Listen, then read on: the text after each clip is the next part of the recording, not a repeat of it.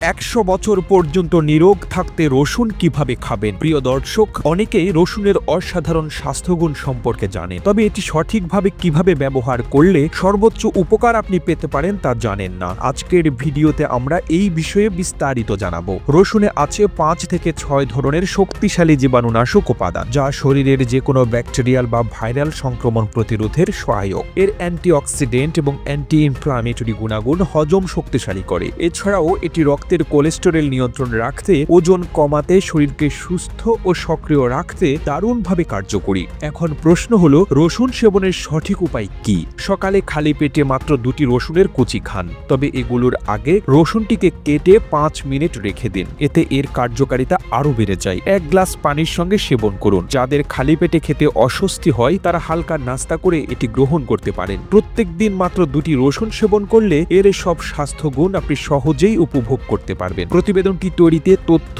ও উপাত্তের সাহায্য নেওয়া হয়েছে স্বাস্থ্য পরামর্শ নামক ফেসবুক পেজ থেকে। আর এতক্ষণ আপনারা সঙ্গে ছিলেন বিশ্ব বাংলার। সেই সঙ্গে আপনি বাংলাদেশের কোন জেলা থেকে এই ভিডিওটি দেখছেন আমাদের কমেন্ট করে জানান। আমরা পরবর্তী ভিডিওতে আপনাকে ধন্যবাদ জানাতে ভুলব না। এতক্ষণ বিশ্ব বাংলার সাথে থাকার জন্য অসংখ্য ধন্যবাদ।